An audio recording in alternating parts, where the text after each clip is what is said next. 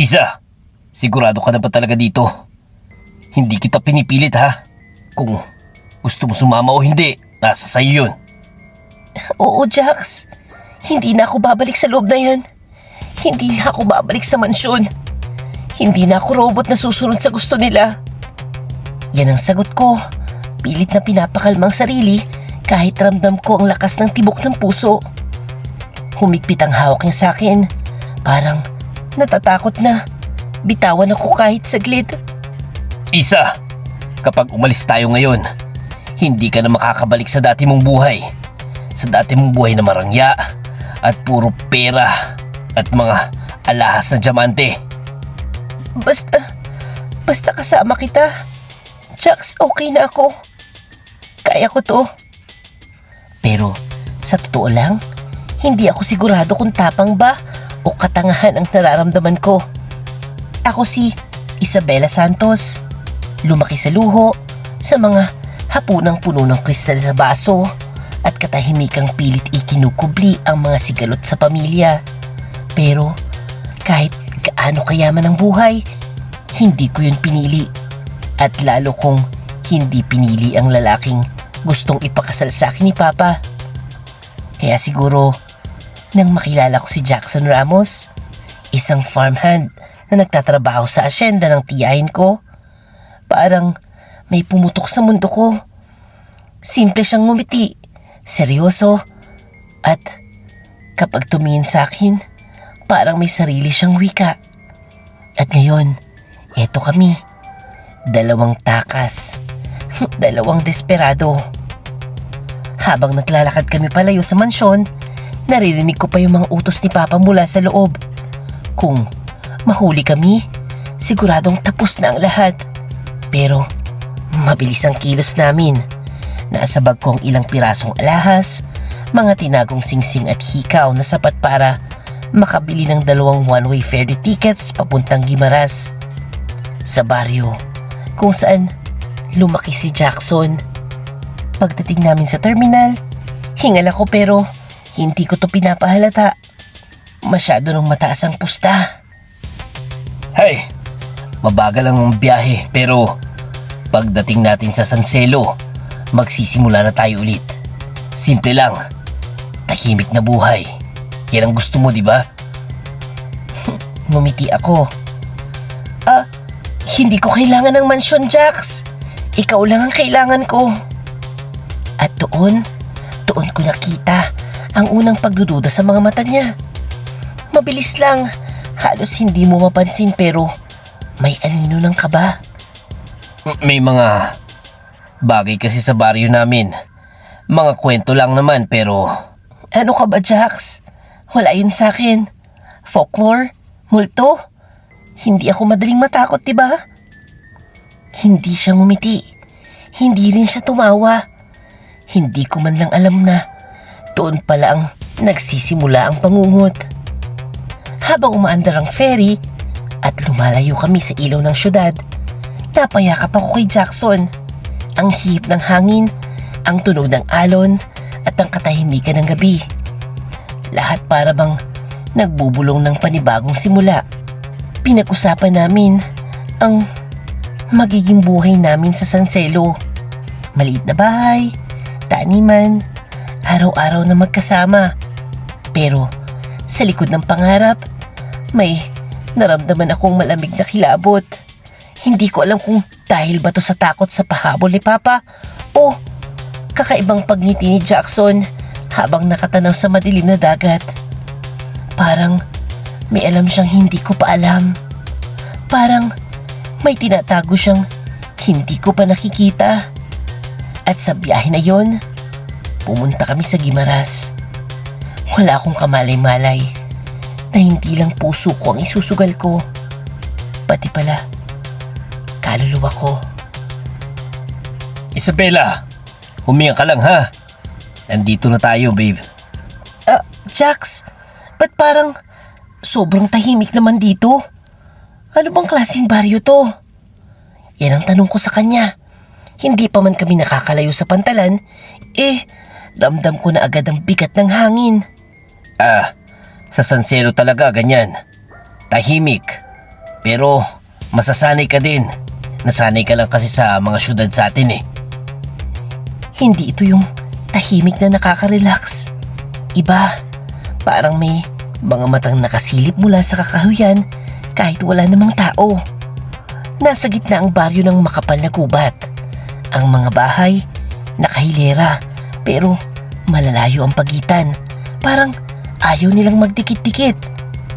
Pagdating namin sa bahay ng pamilya ni Jackson, agad kaming sinalubong ng isang babaeng matangkad, maputla, at may malamlam na ngiti. Oh, Isabella? Ako si Felicia, nanay ni Jackson. Ah, magandang umaga po. Lumapit siya sa akin at agad hinawakan ang magkabila kong braso. Ay, payat ka ata, iha. Malamig ang balat mo. Kailangan mo nito. Pero bago pa man ako makatanggi, may inabot siyang maliit na pouch na may tali. Amulet, hagimat, ewan, hindi ko alam. Oh, iha, isuot mo to lagi ha. Huwag mong aalisin. Delikado dito. Biglaang lumabas si Lola Adora. Puting-puti ang buhok at si Miguel, pinsan ni Jackson. Matangkad, tahimik at may mga matang parang hindi kumukurap. Ah, welcome iha. Kamusta na ba ang biyahe ninyo? Yan ang sabi ni Lola Adora. Pero ang tono niya parang warning kesa greeting. Bago pa kami makapasok sa bahay, sinabuyan na ng konting langis ang kamay ko. Oh, pampaalis yan ng masamang espiritu. Napatingin ako kay Jackson, naghihintay ng paliwanag. Ngumiti siya, pero pilit. Oh, Isa, tradisyonal lang yan. Tradisyon at culture, kaya hayaan mo lang sila. Sa loob naman ng bahay, amoy kahoy at halamang gamot. Marami ring kandila na nakasindi. Hindi ko alam kung ambience ba yun o talagang kailangan. Habang kumakain naman kami, bigla akong tinapik ni Miguel. Oh, huwag kang lalabas pag gabi ha. Kahit may ilaw, huwag na huwag kang lalabas, okay? Ha? Bakit naman? Ano bang meron sa labas? Basta, hindi yun ligtas. Huwag kang lalabas. Ay, yun lang yung sinabi niya pero diretso lang ang tingin sa akin. Parang tinitimbang niya ako. Pagkatapos ng hapunan, lumapit si Felicia na may dalang maliit na bote ng langis. Oh, Isabella, ito, pahiran mo ang pulsuhan at leg mo bago matulog, okay? Pero, para saan naman po kaya ito? Tumigil siyang sandali bago sumagot. Ay, may mga nilalang na gumagala pag dilim. Hindi sila pumapasok sa bahay kung may banal na langis. Ha? Parang nanigas ang bato ko. Mga nilalang po. Sumingit si Lola Adora. Ay, aswang iha. Matagal nang paniniwala dito. Hindi sila basta kwento. Tiningnan ko si Jackson, pero umiwas siya ng tingin. Isa, huwag kang matakot. Ganitong kwento lang talaga dito. Huwag kang maniwala sa mga pamahiin dyan. Pero bakit parang silang lahat seryoso? Kinagabihan, habang inaayos kong higaan, pumasok ang isang matandang lalaki, ang lokal na elder ng baryo. Nakatingin siya sa akin, parang sinusuri yung kaluluwa ko. Ay, marami nang nawala kapag hindi sumusunod sa patakaran. Ang aswang nag-aanyong tao sa araw pero sa gabi, gutom silang lahat. Kaya naglipa na yung mga yan dito. Napatawa ako ng mahina pero pilit kong binabali yung tensyon. Superstitions lang po ba yun, sir? Hindi siya ngumiti. Hindi rin siya umalis hanggang hindi niya nakitang sinisindihan kong kandila. At doon ko na-realize, sa Sanselo, ang takot ay hindi biro. At ako, isang dayo, isang taga Manila, ay parang tupa na pinasok sa kagubatan na hindi ko naiintindihan. Hoy, Jax, gising ka ba? Yan ang mahinang bulong ko habang nakahawak ko sa kumot. Pilit kinakalma ang mabilis na pintig ng puso ko. Huminga siya ng malalim. Isa, ano ba nangyari? Anong problema? May kumakalos ko sa dingding, Jax. Para bang may kumakalikot sa kawayan. Tumahimik kami pareho. At doon, narinig ko ulit. Nakakatakot na tunog. Kasabay ang mabigat na mga paghampas na mga pakpak.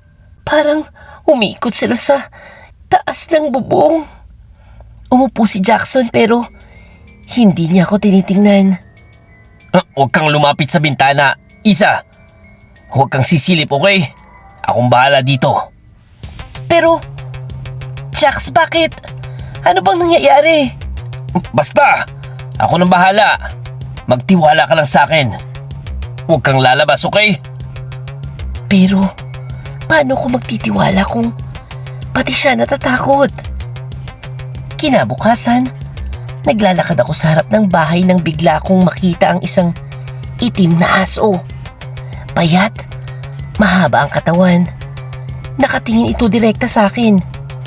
Hindi kumikindat, hindi gumagalaw. Ang mga mata nito, parang nagliliyab. Hoy! Hello! Ba't ka nakatingin sa akin? Yan ang tawag ko sa kanya. Pilit kong pinapangiti ang sarili. Pero, imbis na lumapit, naglaho yun sa likod ng puno. Para bang biglang sumingaw sa hangin. Kinilabutan ako dito. Bumalik ako sa kusina. Nadatnan ko si Felicia. Naghahanda ito ng hapunan. Pero, napansin ko kagad. 2 ulam. 2 magkahiwalay na pinggan. Isang normal para sa amin at isang kulay maitim na parang hilaw na karne. Pero, para kanino to? Umangat yung tingin niya sa akin. Oh, Isabella! Isara mo ang pinto! Mahangin! Pero, sa halip na isara, tinanong ko siya. Felicia? Para saan po yung isang pagkain? Umiti lang siya, pero malamig. Ay, may alagang hayop ang pamilya. Hindi mo na kailangan malaman pa yon. Halika na't kumain. Hayaan mo na to. Hayop? Sa gabi? Sa kakahuyan? Hindi yun alaga. At lalong, hindi yun pang hayop na amoy. Nang gabing yun, lumabas si Felicia na may daladalang pandehado. Dahan-dahan akong sumunod at sa likod bahay, nakita ko siyang lumuhod at iniwan ang pagkain sa paanan ng malaking puno. Oh, para sa inyo. Magpakabusog kayo ngayong gabi. Yun ang bulong niya. Nagtago ko sa likod ng poste. Nanginginig. Sino ba talaga kayo? At bakit parang may inaanyayahan sila? Hindi ko to nakikita. Pagpasok niya, aksidenteng napatapak ako sa tuyong sanga. Kaya tumunog. Bigla siyang huminto. Tumalikod. Tumiretso ang tingin sa dilim kung saan ako nakatayo. Hindi ko na inantay pang lumapit siya. Tumakbo ako pabalik ng kwarto. Halos hingal na hingal at walang hinga. Sa mga sumunod na araw, habang bumibili ako ng gulay, biglang may lumapit naman na 2 babae. Oh, ikaw yung kasama ni Jackson, di ba? Opo. Nagkatinginan sila bago isa sa kanila ang bumulong. Ay nako, Mag-ingat ka sa mga aswang. Hindi yan nagpapakita agad. Pero, umiling ako. Hindi po ako naniniwala sa mga ganyan. Ay, yung mga paniki, mga ibon, aso, maski mga tao sa araw. Halimaw yan sa gabi. Hala, lumapit siya sa akin. Halos nakadikit ang bibig sa tenga ko. At kapag nagutom sila, mahaba ang dila nila. Parang tubo. Diretso sa bituka ng mga biktima. Nanlamig ako. Maraming dayo ang hindi tumatagal dito. Lalo na kapag gusto sila ng nilalang. Oh my God! Hala, napaatras ako doon. Ibig niyo pong sabihin? Huminga siya ng malalim. Hay, tumingin ka sa paligid mo, iha. Hindi lahat ng nakangiti ay tao. At doon nagsimula ang hindi ko mapigilang pagdududa. Hoy, iha! Huwag kang dadaan diyan sa pagtapit ng hapon, ha? Yun ang boses ng isang matandang babae habang naglalakad ako papunta sa gubat. Lumingon ako. Nakaupo siya sa maliit na banig. Napapalibutan ng halamang gamot at pinapatuyong dahon.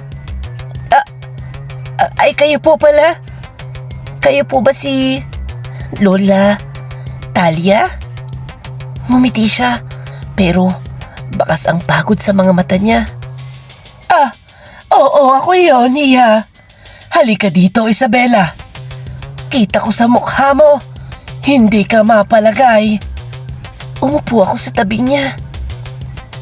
Marami pong kakaiba dito sa San Celo, Lola, no? Ay, hindi kakaiba, Iha. Matagal ng bahagi ng buhay namin ang mga nilalang na yan. Hala, napakunot ang noo ko. Lola? Totoo po ba yung mga aswang? Hindi ba yun mga lumang kwento lang? Ngumiti siya, pero hindi nakakatawa. Ay, kung kwento lamang, sana wala nang namamatay. Nako, Diyos ko. Kinilabutan ako. Nakatingin si Lola Talia diretso sa mga mata ko. Parang binabasa niya ang laman ng utak ko. May alam po ba kayo, Lola? Yan ang tanong ko sa kanya. Humugot siya ng malalim na hininga. Ay, ang mga aswang nag-aanyong magaganda, mababait at mapagmahal. Yun ang unang anyo nila para hindi ka magdududa. Mag-aasawa sila ng taga-baryo at unti-unting sisip-sipin ang lakas ng mga lalaki. Hindi agad ako nagsalita. Takot na takot ako. Lakas, Lola? Hindi dugo? Ay, pareho, Hiya. Basta't may laman at may dugo, kakainin ka nila. Pero pinakamalakas ang tawag ng dugo ng bata. Ang buntis, ang bagong panganak. Madalas itong binibiktima nila. Natawa ko ng mahina pero pilit kong pinapakalmang sarili. Pero, Lola, baka naman po. Pero biglang sumagi sa isip ko ang dalawang bagay. Si Felicia na hindi ako hinahayaang hawakan ng pantry at ang asawa ni Miguel na sinasabing namatay sa panghihina habang buntis. Nawala ang ngiti ko. Lola, may nakita po ba kayong kakaiba kina Felicia? Pero hindi siya sumagot. Paraan ng pag-iwas ng kanyang tingin. Sapat na. Nang dumilim ang langit, umuwi ako sa bahay na mas mabigat ng dibdib. Tahimik lang sina Felicia at Miguel habang kumakain. Minsan silang nagkakatitigan, Parang may pinaplanong hindi ko alam. Pagsapit ng hating gabi, narinig ko ang pagbukas ng pinto. Mabilis akong tumayo at sinundan sila. Dahan-dahan, halos hindi humihinga. Lumiko sila sa likod ng bahay, doon sa malawak na bakuran. Nagkubli ako sa likod ng puno. Nanlalamig. Si Felicia ang unang naghubad ng balabal. Kinuha niya ang isang garapon ng malapot, maitim na langis at pinahid yun sa braso, dibdib at sa mukha. At si Miguel, ganun-ganun din ang ginawa. At dun ko nakita ang hindi ko dapat makita. Unti-unting lumaki ang mga mata nila. Nagliliwanag na parang mata ng hayop sa dilim. Nag-uunat ang mga braso. Humahaba ang mga daliri.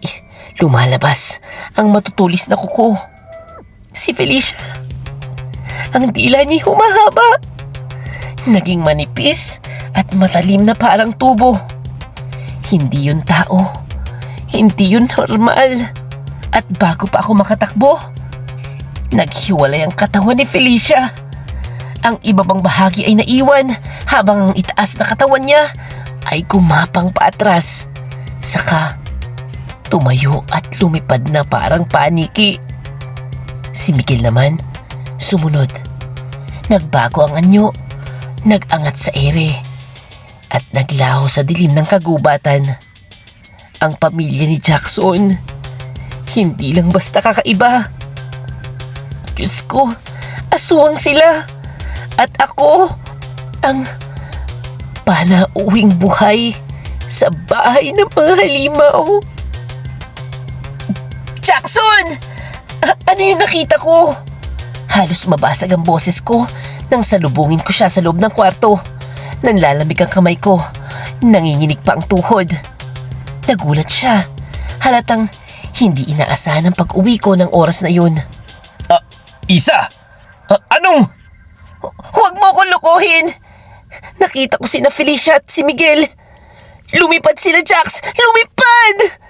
Nagbago ang anyo nila. Naging parang aswang! Aswang ba talaga sila? Unti-unting bumagsak ang balikat niya. Parang may bigat na matagal na niyang pasan at ngayon lang niya napiling ibaba. Isa! Patawarin mo ko! Hindi! Sagutin mo ko! Sagutin mo ko, Jackson! Napaluhod siya sa hig. Hawak-hawak ang ulo niya. May luha sa mga mata pero hindi ko alam kung para sa akin o para sa kanya. Totoo.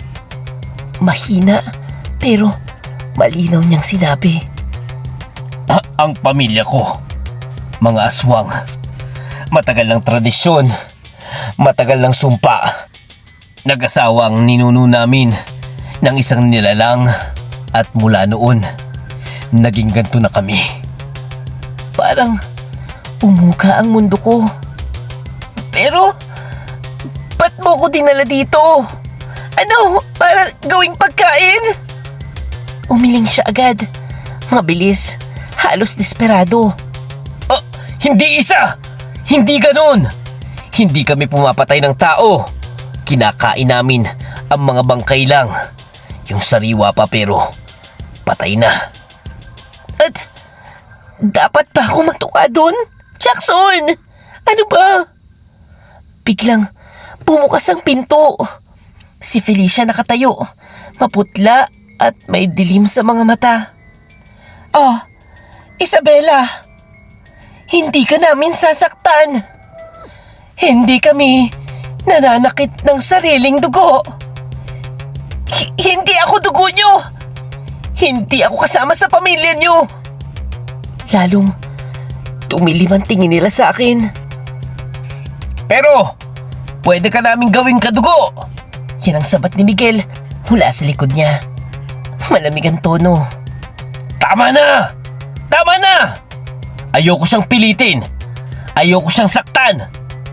Yan ang sigaw ni Jackson. Tumayo at hinarap ang pamilya niya. Lumapit siya sa akin. Marahang hinawakan ng kamay ko pero ang kalmadong pisil niya hindi na nakakapagpakalma. Isa, kung tatanggapin mo kami, kung tatanggapin mo pa ako, may paraan para maging isa ka sa amin. Para wala ng takot. Para hindi ka nila kainin. Parang nanigas ang buong katawan ko. Gagawin niyo akong aswang? Kung mahal mo ko, Isa, maiintindihan mo. Doon ako napaatras. Hindi ko alam kung sino ang mas nakakatakot. Ang pamilya na halimaw o si Jackson na handang lunukin ang sangkatauhan para lang paniwalain akong normal ang lahat. Jax! Hindi ako papayag! Namuti ang kamao ni Miguel. Si Felicia, tila lumaki ang mga balintataw. Nagiging itim na parang walang laman. Hindi siya dapat manatili dito. Ang rami na niyang nalalaman. Yan ang sigaw ni Miguel. Mababa ang boses. Pero, hindi natin siya kailangang patayin. Ano ba naman kayo? Pwede naman natin siyang bantayan na lamang. O kaya, mahikayat. Yan ang sagot ni Felicia. Pero, mas lalo akong kinilabutan dahil parang kinokontrol na lang niya ang sarili. Hindi! Hindi pwede to! Yan ang bulyaw ni Jackson. Tumingin siya sa akin. Luhaan. Isa! Please! Piliin mo ko. Piliin mo ang buhay natin. Kung alis ka, wala na! Pero, umatras ako palayo sa kanya. Jackson! Mahal kita. Pero, hindi ko kaya maging halimaw para sa'yo. Natigilan siya. Parang nasampal. At sa sulok ng mata ko, nakita kong lalo pang dumidilim ang tingin ni na Felicia at Miguel. Hindi na to usapan. Hindi na ito pamilya. Ito ay paghusga. At ako, ang pasyenteng hindi pumasa sa kanilang pagsubok. Isabela, huwag mo na kaming pilitin. Anak, oras na. Yan ang boses ni Felicia. At ito'y nakakatakot. Kinagat ko ang labi ko para hindi ako mapasigaw. Tumutulo ang pawis sa sentido ko habang nakatalukpong ako sa kumot.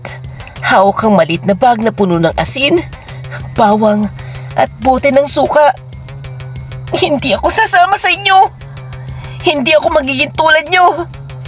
Yan ang pabulong kong sagot kahit alam kong hindi nila yun naririnig. Nang marinig ko ang pag-alis nila, ang paggalo sa sahig, ang paglipad, ang tunog ng pakpak na parang nanggagaling sa halimaw. Alam kong yun ang pagkakataon ko.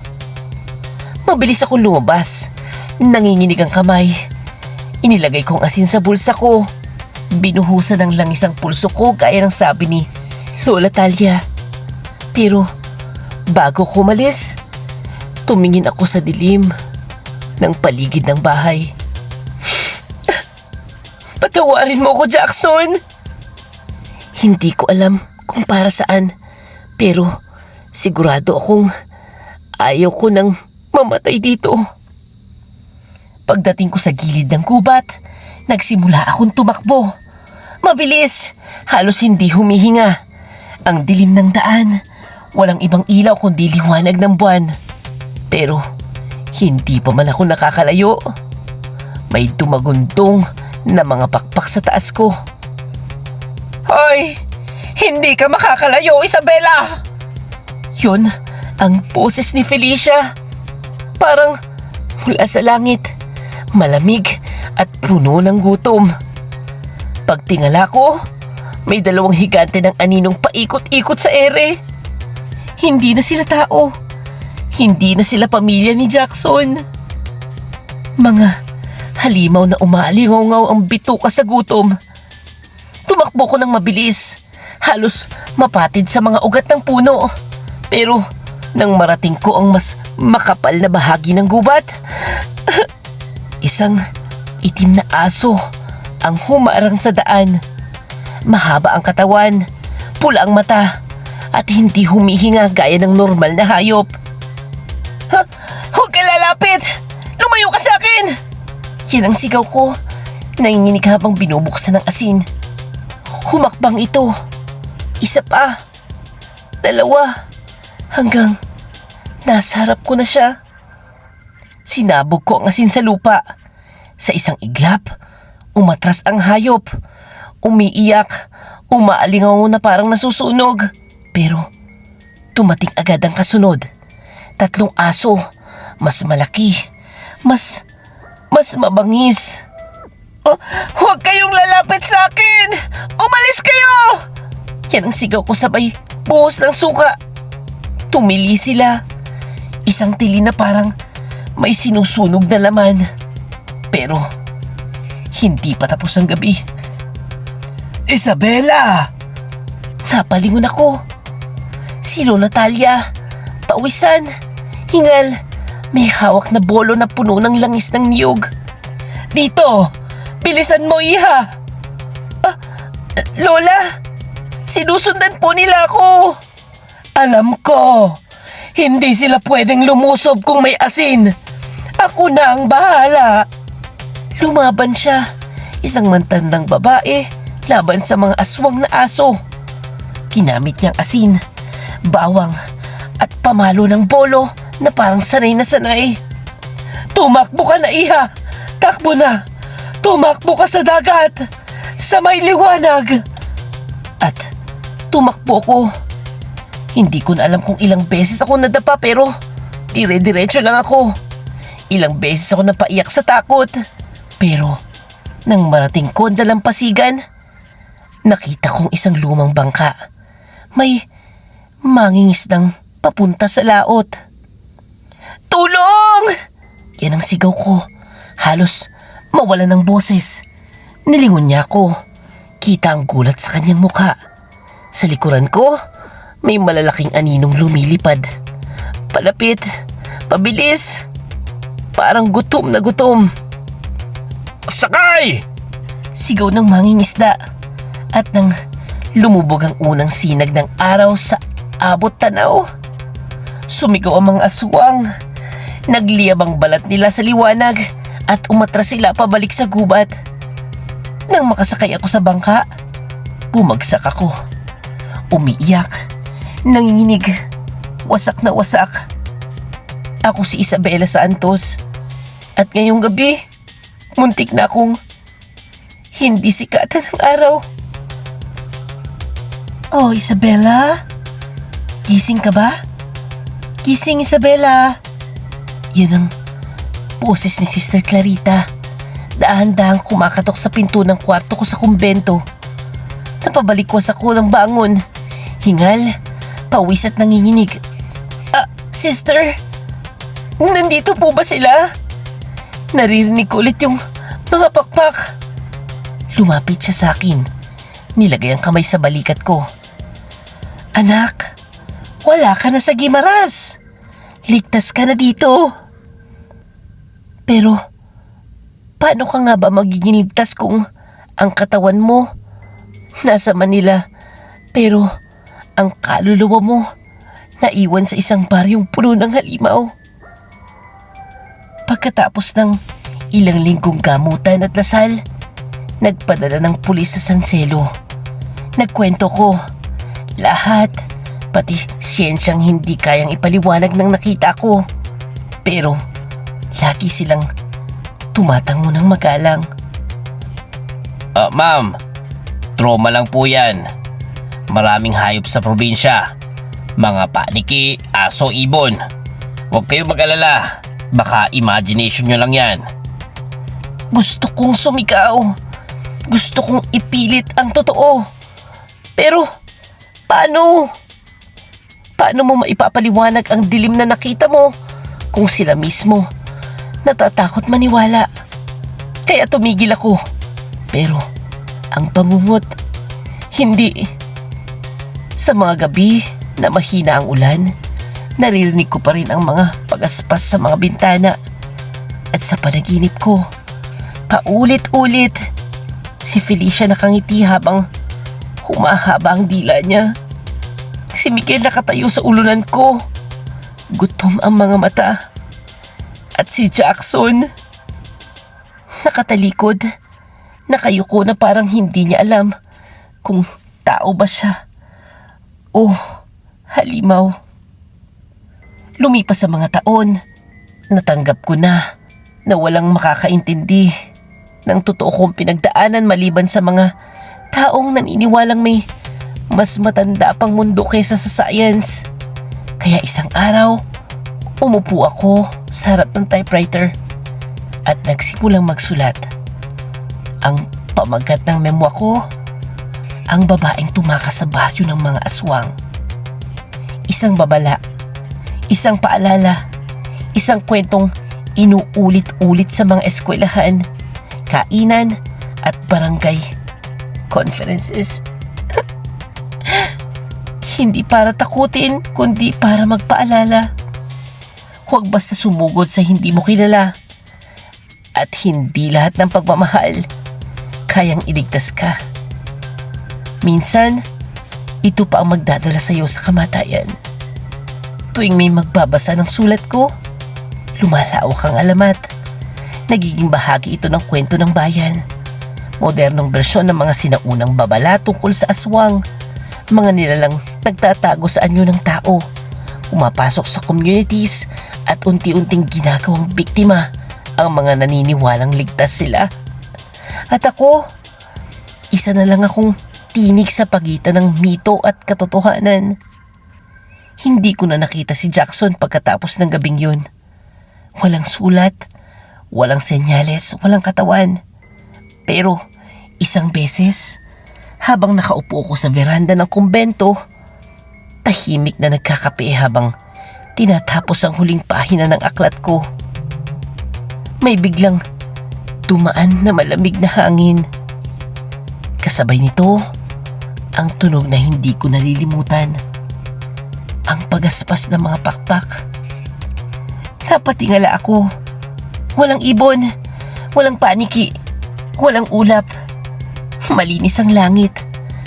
Pero ang tunog ng mga pakpak nandun pa din. Jackson! Nandyan ka ba? Walang sumagot. Walang anyon nagpakita. Pero sa sulok ng terasa, may nahulog na maliit na bagay. Isang lumang amulet. Kapareho lang pinilit sa akin ni Felicia noon. Hindi ko alam kung regalo yun o babala. Pero isang bagay lamang ang malinaw. Ang alamat ay hindi natatapos. At ang mga mata ng halimaw, kahit nagmahal, hindi sumusuko sa dilim. Wakas. At yan ang storya ng milyonaryang si Isa. Moral of the story, huwag basta sasama sa mga boyfriend nyo or girlfriends. Kapag niyaya kayong magtanan, ay siguraduhin kilala ang inyong kasama. Hindi natin alam, baka aswang pala. At kung nagustuhan nyo ang ating story, please comment yes. At syempre, kung may real life stories kayo na nakakatakot na gustong i-feature sa ating channel, please comment your email. At syempre, huwag kalimutan mag-like, mag-share, mag-comment at mag-subscribe na kay Kuya Bangis.